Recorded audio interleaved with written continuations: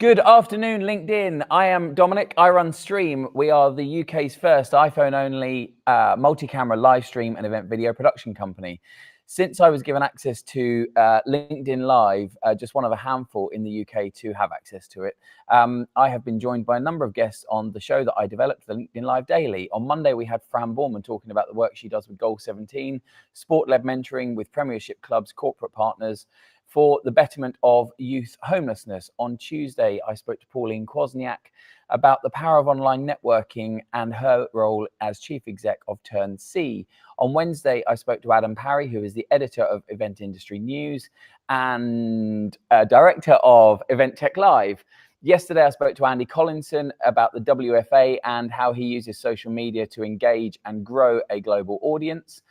And it's all really led up to today. As everyone will know, it is Mental Health Awareness Week. And on Monday or Tuesday earlier this week, I put out a tweet to a guy named Blake OBE, who is the Deputy Chair of Stonewall and the current Chief Executive of Mental Health First Aid England.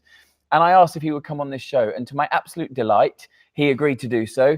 So I'm going to bring him straight in now and welcome, please, everybody to the show. Mr. Simon Blake, how are you, Simon?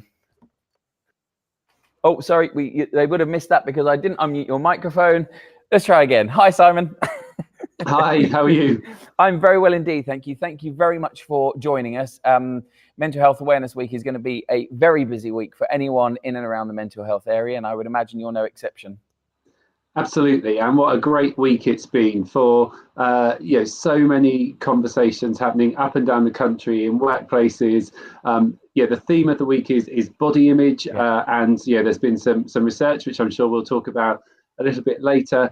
Real credit to the Mental Health Foundation, who've been running this week since 2001. Yeah. But I've been involved in just enormous numbers of conversations, and the pleasure of seeing people get involved with our Empower Half Hour, which again I'm sure we'll talk about. We're going to talk about all of these things in just a moment. It's been a great week.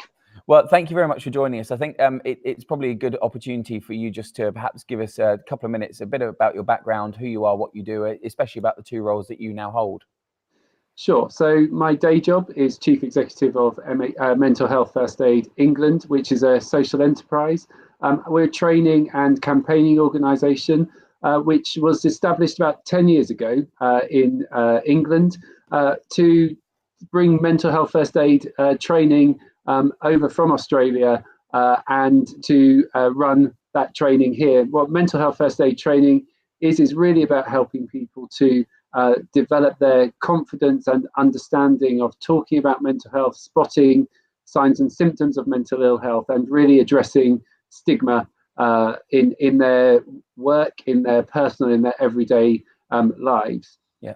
Stonewall is the leading LGBT charity, lesbian, gay, bisexual, transgender charity, and was set up about 30 years ago when Section 28 was brought into law to campaign against Section 28, but is also now a fierce defender of LGBT rights and equality. And immediately before both of these roles, you were chief exec of the National Union of Students, correct? Absolutely. And before that, I was chief executive of Brook, the young people's sexual health charity. So long time worker in the health sector with a little bit of break where you went and helped students. Absolutely, yeah. So I'm supposed to be an educational psychologist by now, but I took a year out in 1995, and here we are. It's 2019, and it feels like I blinked and missed it. I think, it's Mental Health Awareness Week. You've done a whole load of things in the background. You have OBE after your name, and I'd love to talk to you about that. But actually, the main purpose of you being on and why you agreed to come on is to talk about mental health awareness. You've just given us a brief introduction to Mental Health Awareness Week and where it came from. Started by Mental Health Foundation in 2001. At what point did you start to get involved in that, or has it really come about since you took the role with Mental Health First Aid? Well, specifically, it is since I took the role at Mental Health First Aid England. But actually, my very first job was running a sex education community project in the South Wales Valleys when I was working for the Family Planning Association. And I got involved then, 23 years ago, in World Mental Health Day plans. I think what was really interesting then was it felt like something unusual, and it felt like something which was talking about other people, and other people who had mental illness. And I think what's brilliant about coming in and this being my first mental health awareness week in this role is that actually people are recognizing that mental health affects everybody. Mental health is something which impacts on all of us at different times, and our well-being is something that we need to take really, really seriously. And clearly, there are people with serious mental illnesses. There are people with different conditions, but our well-being, our mental well-being, is something which affects everybody all of the time. And I think it's important. It's not just mental health isn't just something that impacts you in your personal life. This is something that that can completely take over in the workplace, in schools. I know you're on Sky News. I think it was on Wednesday. On Sky Sport, talking about mental health in sport. It covers all aspects of lives and society. Absolutely, and the idea that you can leave your life at the door when you go into work, or you can leave your work at the door when you go home, is just absolutely not true. And we've worked with Bauer Media and Natasha Devon, a campaigner and activist, to launch a workplace manifesto this week. And that manifesto is really saying, calling on business leaders to stand up and say, we take mental health seriously. We recognise that we need to address it within the workplace in order to ensure we've got happy, healthy, productive, inclusive workplaces. And we will commit to tackling stigma in the workplace. We will create positive environments. And that manifesto is at where'syourheadat.org if you want to, if anybody listening wants to find out more about that. But I think the really, really important bit which you said there is it does impact on all parts of our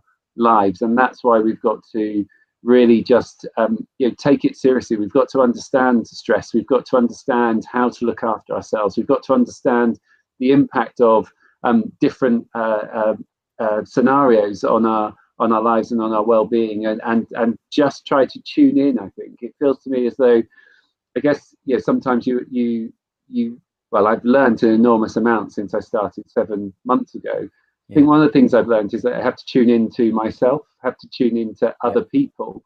And in order to do that, you do actually have to slow down, and we have to consciously understand what our body's telling us, consciously understanding what other people are telling us in the workplace, in our friendship circles, in our relationships. And of course, people often criticize social media, and I'm not one of the people who sits and says, isn't social media awful?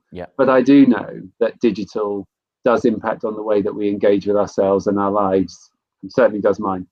Absolutely. I mean, there's so many positive aspects to social media, and actually this very conversation being one of them, the fact that you can engage with people that you wouldn't necessarily do otherwise.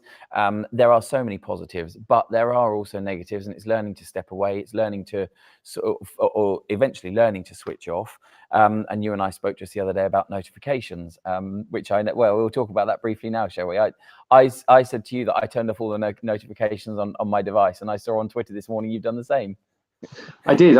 It's one of those things which I've heard people talking about it, and just didn't. I guess I didn't quite know how to do it, and so never got around to it. But actually, it's already made a difference.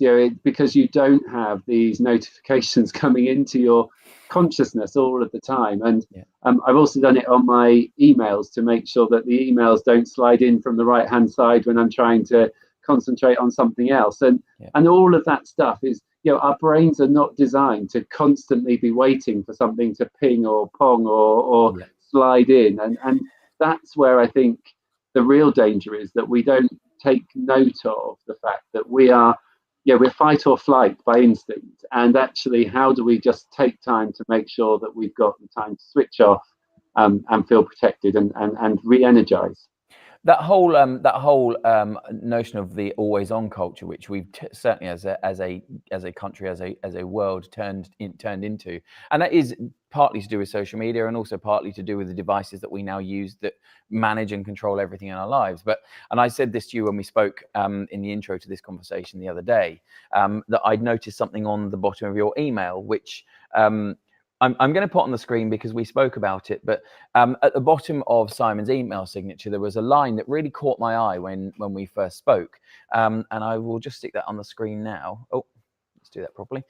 It says, I have flexibility in the way that I work. I'm sending this message now because it suits my work hours. I don't expect that you will read, respond to, or action this message outside your usual hours. Now, that was the first time I've ever seen something like that. And immediately, I put that on my email signature as well. But I think it's really important, both as individuals and as employers, that that sort of message gets communicated across the business and to customers, to clients or associates.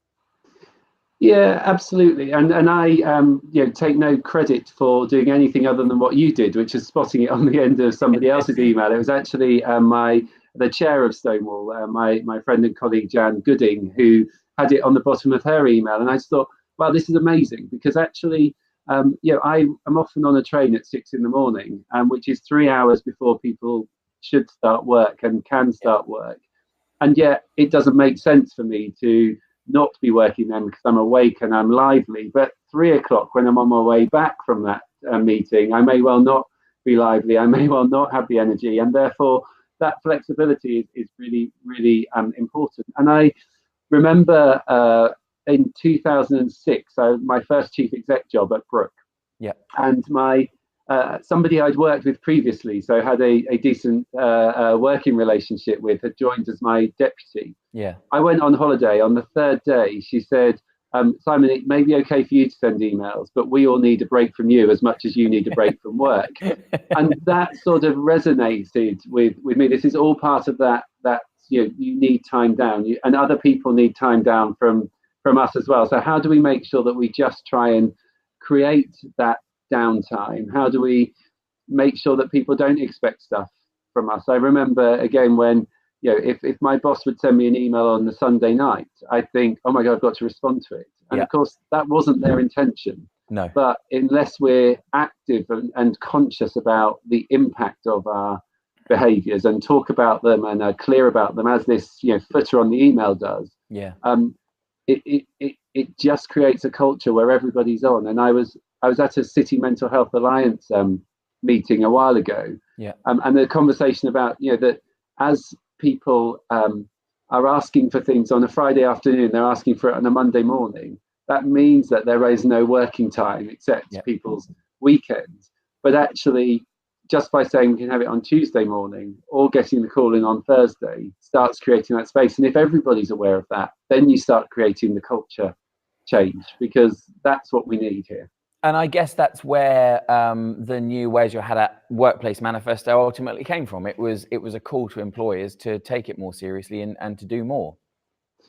Yeah, absolutely. And we work with a range of clients across the private, public and charity sector. And I think those pressures, those in the drivers for speeding up have happened to everybody. And I think now this is us, a conscious effort to say we've got to think about job design. We've got to think about the fact that you can't keep doing people can't keep doing more with less. You've got to be thinking about the fact that we need weekends, that actually all of us have lives and they impact on our work, whether that's children, whether that's your children leaving home, whether that's a death in the family, whatever it is. Those are all things where employers and employees, by having open, honest conversations in the context of trust, which of course is one of the things which we know from some of the research that we did this week, which I'll just mention in a moment.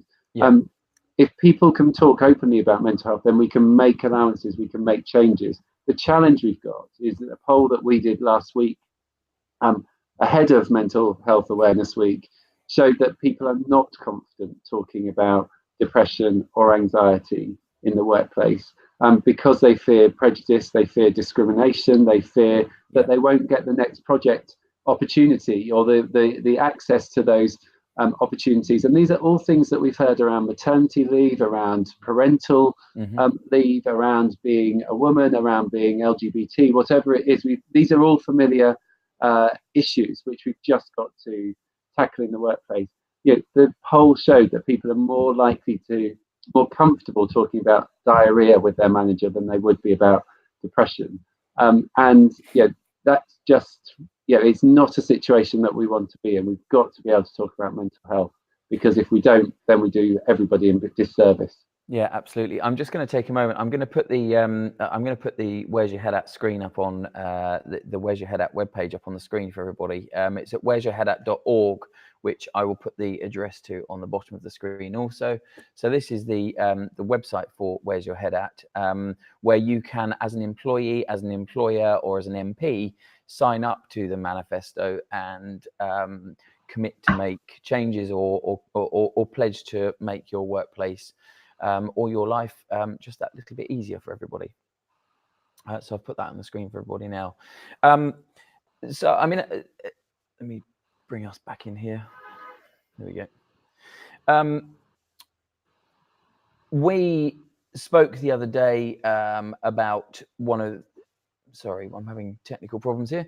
We spoke the other day about not just about the Where's Your Head At manifesto, but then obviously leading on to Empower Half Hour. Now, I think before we move on to that, I've got a video, I've got a couple of videos actually from Mental Health First Aid England. The first is kind of just a generic overview about what Mental Health First Aid England does. I think it's a really good opportunity now to bring that in. So I'll play that, we'll have a talk, and then I've got another one specifically more about mental health first aid in the workplace. So I'll play the first one for you now. In the salon, I have all sorts of conversations. We're dealing with people one-to-ones all day, every day. We're in a very unique position of trust, so people often open up to us. It's so important in society to be aware about mental health, because we all have mental health. As a teacher, I've always wanted to help young people, but I've not always known how to do that. That's why I took the Youth Mental Health First Aid course.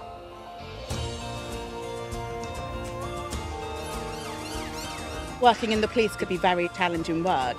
Well, mental health first aid training gives you the knowledge and the skills to signpost someone to get the help that they might need. In my role as talent leader, I see the amount of pressure that people are under in our high performance culture. I thought it would be a really useful thing for me to do to understand the effects of that pressure on our people. We're trained on health and safety all the time, and this is the perfect addition to that training. Mental Health First Aid England offers courses for all industries and specifically focuses on providing initial help for co-workers, families and friends. The 2-day mental health first aid course gave us the confidence and the ability to react in the correct way when people are talking to you about their mental health. In the police, it's really helped us to recognise when somebody might be experiencing mental ill health and for us to know what to do next. The training's personally helped me being able to approach individuals, not just to ask them how their day's going, but to really talk to them and to offer some support.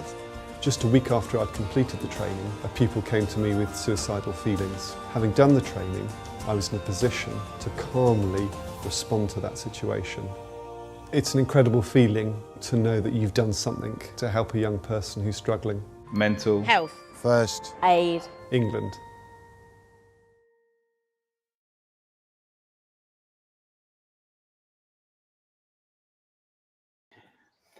Simon, that's a really good introduction to Mental Health First Aid England. Perhaps you could just tell us a bit about the background when it was started. I know you touched on it right at the beginning, when it was started, and actually what the aims and objectives of the organisation are.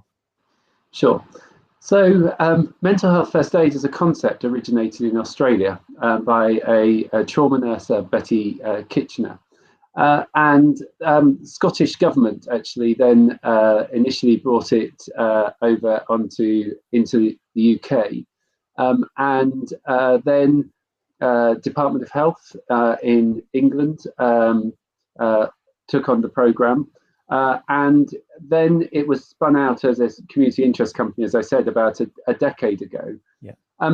Our aim is to really shift the culture so that people feel comfortable talking about mental health. Ultimately, we exist to improve the mental health of the nation, to improve the mental health and literacy of the nation. But our mission then is to train 1 in 10 of the population in mental health and mental health first aid skills. And the reason for the 1 in 10 is, I don't know if you're familiar with tipping point theory, but Malcolm Gladwell's tipping point theory, that you get enough of the population who are bought into or have a absolutely unshakable belief that mental health is really, really important, that tackling mental health stigma, developing mental health literacy is something you need to do, and that therefore you would have that cultural change which you needed, which that meant that everybody felt able to talk about mental health, everybody was able to get access to help that they needed, need. So, similarly with the campaign, we've got, we want mental health first aid and physical first aid to have parity, to be equal. That doesn't mean being the same, but having that, it being treated equally. And what people often say is that mental health and physical health are so different. Yes, they are, but they should still have equal status in people's minds, in the attitudes and values towards it, but also in resources in order to make sure that people are physically well, but also mentally well.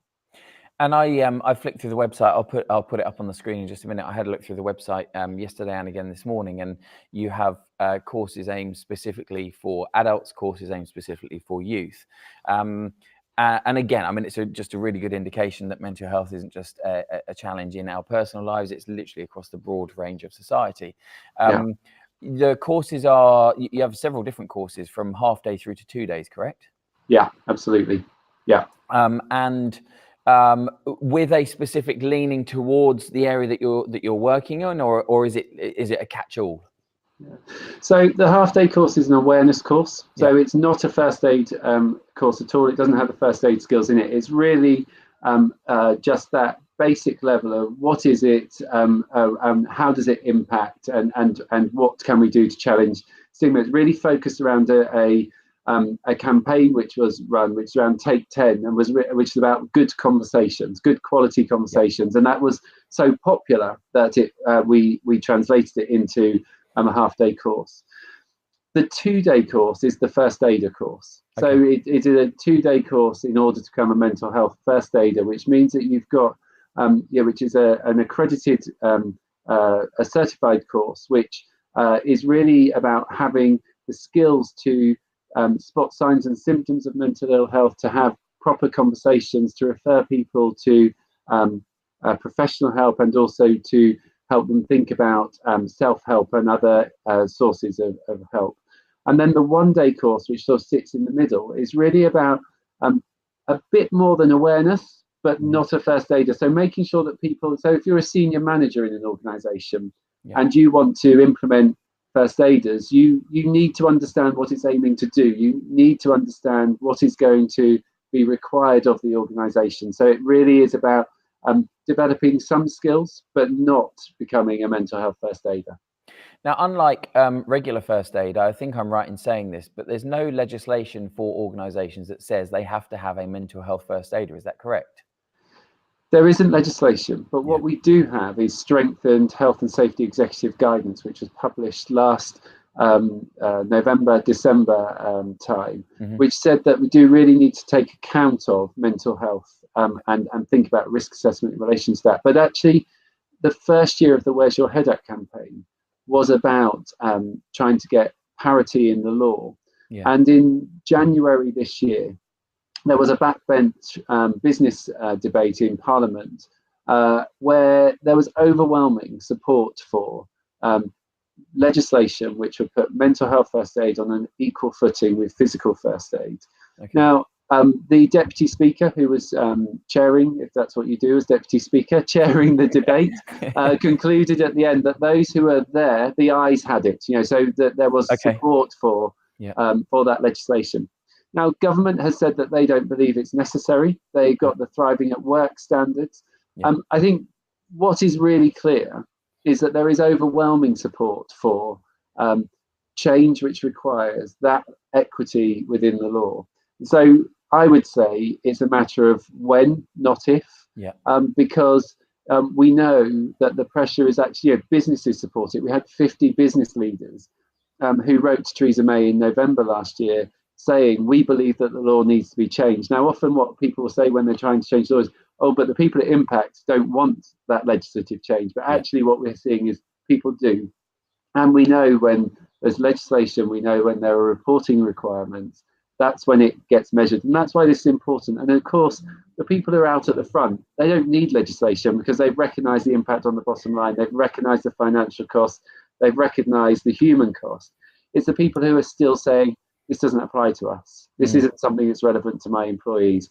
I don't have the resources to do it. That we've got to get that legislation and regulation in order to ensure that all employees, wherever they work, get that support they need in order to make sure that mental health is addressed properly in the workplace.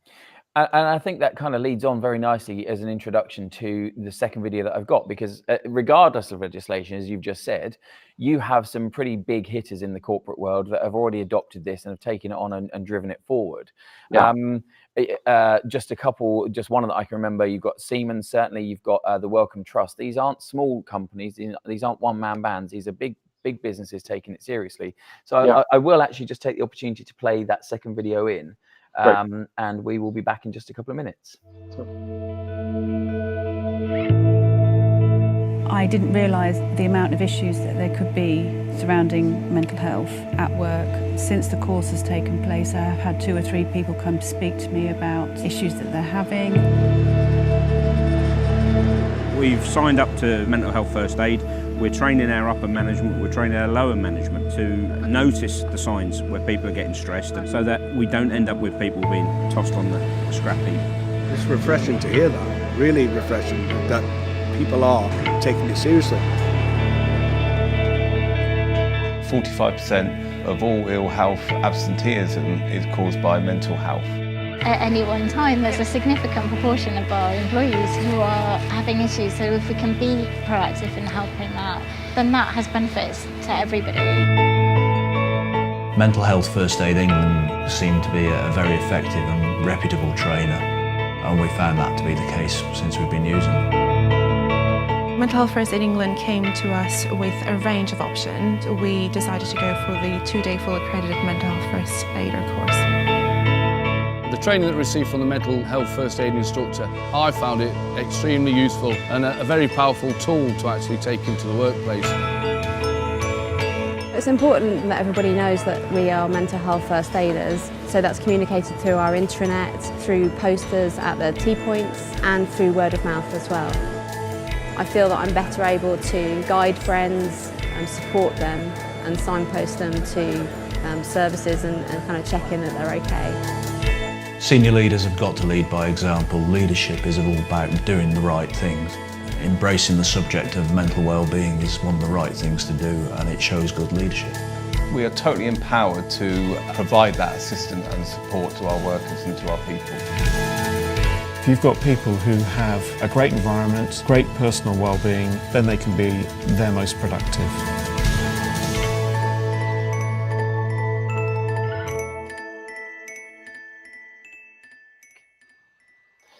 Okay, so as we've just seen, it's a really good overview. It just shows you, it gives a very good indication as to the number of organisations that you've already got engaged with this, and ranging from everything just from probably the awareness days all the way through to the instructor levels. Do you get any sort of statistics or feedback from the organisations about just how much of a benefit this is having to them and their workforce? Sure, we get a huge amount, and we've trained people from 20,000 organisations, and as you say, lots of organisations are really big corporate organisations. Yeah. And one of them has told us that they've had 5 times more mental health interventions than physical first aid interventions in the last year. I was talking to an agency, a public sector agency, the other day, who was just really clear that this is about driving the culture. And so what people will often say is, well, it wasn't a first aid intervention, but I used my first aid skills, which of course, who cares what you call it, as long as people are getting the help and that they need. But I think what we know is that where organisations are really clear about what the first aider is, where organisations are clear about the support that people need at a strategic level in order to deliver the role, that they've got time and space to do so, that there is a network of people that they're connected in, it really makes a difference. And actually, what I've been really inspired by is people train as mental health first aiders, and then they do far, far, far more than mental health first aid. They become champions and advocates. They take on Mental Health Awareness Week. They make sure that conversations happen all the time. We know that lots of mental health first aiders this week have been organising the Empower half-hour sessions, which are not first aid sessions. They're about building well-being in the workplace, which we know is critical. It's not just about addressing issues when they become a problem. It's actually about trying to create health and create well-being. And it feels to me like that's the biggest single corporate social responsibility that businesses have. And we see so many organisations that are aligned to that agenda, recognising that this is good for business, but also for people, their employees outside of work as well. And that's the impact of good quality training, ambitious, determined, committed people who believe that something has to change. Yeah. You just mentioned Empower Half Hour. I'm just going to try and get that up on the screen while we're talking. But do you just want to cover off what exactly Empower Half Hour is? Sure. I mean, it was a campaign specifically designed for this week, but it could apply any particular week of the year. Essentially, it was take a half an hour out and do something with your work colleagues. Spend a bit of time focusing on you. At Mental Health First Aid England, we've had people bringing in their cooking or their treats and things from Tesco's if they weren't good at cooking. We had people going out for a run. We had somebody come and do a lunch and learn session about body image and being non-binary. And there were, so lots of different activities, and those things have happened all across the country in different workplaces, essentially people taking half an hour. Now, my hope is that people will have gone, actually, that was really good. And we want to continue doing that because it helps us in the context of our work. And we know too many people are not taking lunch breaks. So, call it a lunch break, call it Empower Half Hour. The principle is take some time out, look after yourself, do some things, get to know your work colleagues. You spend a third of your working time at work, make it count. Yeah, I'm just going to put this this particular graphic up on the screen, which I spotted earlier on.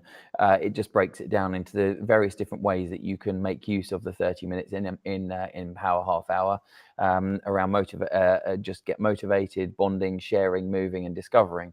There's loads of tips and tricks on there. I will, just while we're talking, let me stick the link to your website, which is for more information on this, go to mhfaengland.org. That's mhfaengland.org, where you can find more information on Empower Half Hour, as well as links to the where'syourheadat.org workplace manifesto, which Simon was talking about just now. And there's loads more information beyond that also. I've been through it several times over in the last couple of days, and you could just keep reading. So go have a look. mhfaengland.org. Simon, I'm going to cover this very briefly because I saw you tweeted about this the other day, and it's continuing to be on the agenda around the role that media plays in mental health. We've seen just this week that the Jeremy Kyle show has been axed. We've had 2 suicides from previous Love Island contestants. Where does media fit into all of this? Oh, gosh, this is a PhD dissertation. It's, isn't it just? I mean, it clearly, when you talk about some shows, there is a whole question about what preparation, who is going into them and for what purpose, and then what aftercare is available. And I don't know enough about the specifics or any of that to really pass any comment. But like anything, whether it's TV, whether it's a job, whether it's taking people on adventure holidays, you need to understand what the risks and opportunities are, and you need to prepare and plan and make sure that all of that is addressed. Media has changed, hasn't it, beyond the face of all recognition. We remember as a kid waiting for the TV to come back on again after the all-nighter when it wasn't on, or you would just the joy of there being more than 3 channels when Channel 4 came into being. You know, we're in a really different world. Sadly, I remember that also, but that only shows my age. Well, you know, the brilliant thing about that is that you know, that comes with experience, doesn't it? But absolutely. Yeah, but actually, there's something for everyone, isn't there? And media, you know, is, you know, social media, online media, your TV, it raises and addresses all sorts of issues, whether that's EastEnders tackling issues around prejudice and discrimination or addiction, opportunities to start conversations, whether that's about being able to find other people who've got lived experiences similar to you and that you can go onto online forums. So I think, like everything, it's really, really important to recognise that there is good and bad, but people, we have to try to help all of us to use it and not to experience pain as a result of it. It's a massive issue, but I'm not in a good or bad camp. I'm in a there's pros and cons of it all. Yeah, absolutely. Simon, I'm very aware of time. I know you have somewhere else to be this afternoon. I'm just going to take a minute just to put up on the screen a couple of the social media handles that I could find for you and for the Mental Health First Aid England. So first of all, just because we're on LinkedIn, let's throw that one up. So on LinkedIn, they are MHFA England. In fact, it's the same across the board. On Facebook, they are also MHFA England. On Twitter, they are at MHFA England. And then Simon, you personally are on Twitter at Simon A. Blake. Please follow all of the organisations. Please go find them. Please engage with the Where's Your Head Out Workplace Manifesto. Please do something with Empower Half Hour with yourself and with your colleagues. Simon, I'm so grateful. I've said a few times, but I am so grateful for you taking the time to do this. This is a huge experiment for me. I'm one of the first people in the country to have access to it, but it's still an experiment. And you were willing and generous enough with your time to come on and do this in what is already a very busy week. So thank you. Well, thank you. Everyone loves a good experiment. I do anyway. Good. I will let you go. Thank you very much. And I will catch up with you very soon. Take care. Thank you. Bye-bye. There we go. Mental Health Awareness Week. We couldn't ask for a better guest on this show, and what a great way to wrap up what has been an amazing week for me. I only got access to LinkedIn Live on Wednesday last week. I have said a few times I'm one of the few to have access to it, and really all I wanted to do was give people beyond me the opportunity to talk about things that matter to them, talk about their own businesses, share their stories, and we've been able to do that with Fran talking about Goal 17 and tackling youth homelessness, with Pauline talking about building an online network, with Adam talking about event tech, with Andy talking about global reach and an audience, and then the most important subject of all for me this week is mental health awareness. Thank you very much for watching. Those of you that have engaged, please drop a comment, let us know where you are. Thank you once again to Simon. I will be back on Monday. I can't tell you who the guest is yet because unfortunately Monday isn't confirmed. On Tuesday, I have Nick Mattingly from Switcher Studio, which is the company that provides all of the software that I use to produce video on iPhone. On Wednesday, there's a question mark. Thursday, I have Bob Byers from Event Mobi. He's the chief exec at Event Mobi, one of the leading event apps in the world. And on Friday, I have James Skee from Sales Confidence and SaaS Growth. It's been my pleasure to present LinkedIn Live Daily this week. Thank you to all my guests, especially to Simon today. And I will be back at 2 p.m. on Monday. Thank you very much.